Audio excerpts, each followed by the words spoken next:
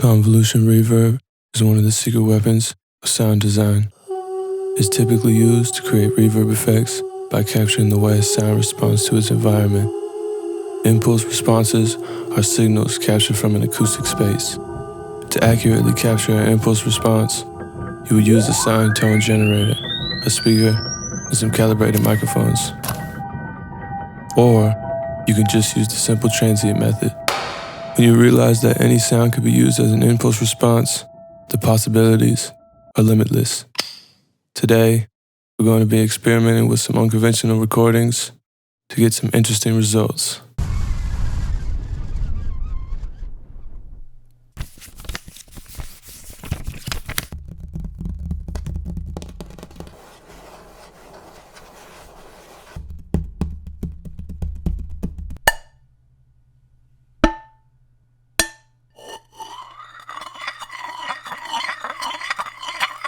Okay, so now that we have all the recordings, let's drop them into our convolution reverb. Ableton's hybrid reverb has a convolution mode.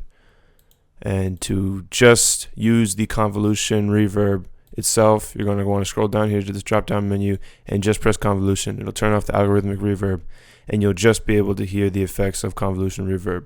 If you have a third-party convolution reverb, like Kilohertz Convolver, you'll just be able to drag in your recordings straight into the reverb. So now that we have the hybrid reverb on convolution mode, let's just try dragging in one of our recordings. Let's use this paper sound, and what you're going to do is you're going to just take a recording and just drag it right in here. So let's just give it a listen.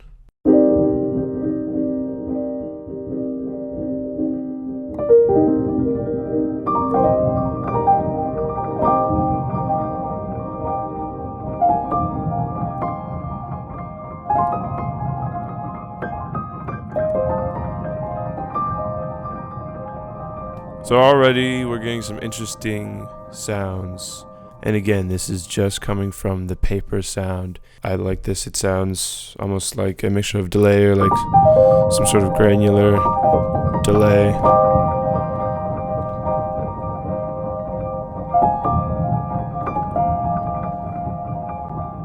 And then if you wanted to do like a more traditional reverb, this right here is just me clapping at the beginning of the recording. So it's essentially an impulse response for this room and what this room would sound like if you were playing instruments in it. So it's a pretty small room, and it's a pretty short reverb.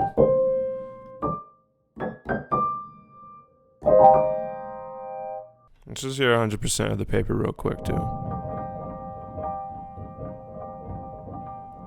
Yeah, I just like hearing how the piano notes almost bounce around.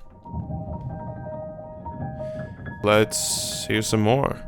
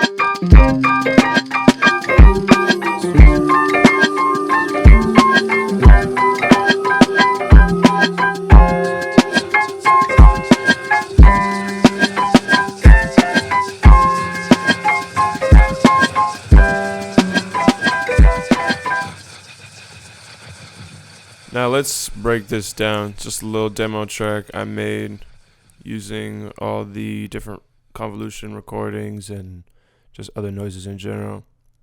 So this first little piano pad, I'm just using like a white noise up sweep. First of all, I want to mention that I'm using recordings and I'm also using just a lot of random sounds from my sound library. So you can use just literally any sound as a impulse response for the convolution reverb. So in this case, I'm using this white noise up sweep to achieve this sort of piano pad. And I don't know how a lot of these will react until I drop them in the convolution reverb and just play, you know. And for this little piano chord thing I got going on, I just dragged in a hi-hat sample just to see what it would sound like, and I'm got it 100% wet. So it's kind of giving this tinny, high-end piano noise. Just sounds interesting.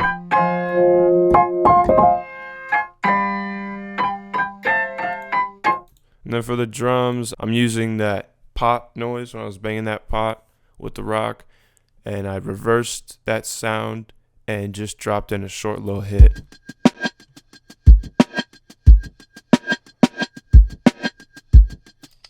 And then for this light switch, this is just a vinyl crackle sample I found in my sample library. This is probably one of my favorite things alongside that paper recording.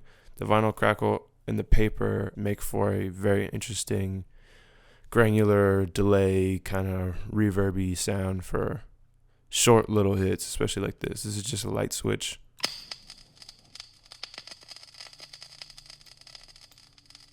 Sounds like a fire crackling. And then for the vocals, same thing. I'm using the vinyl recording as my impulse response. And when I start to do these short low hits, you can really hear the effects of this impulse response.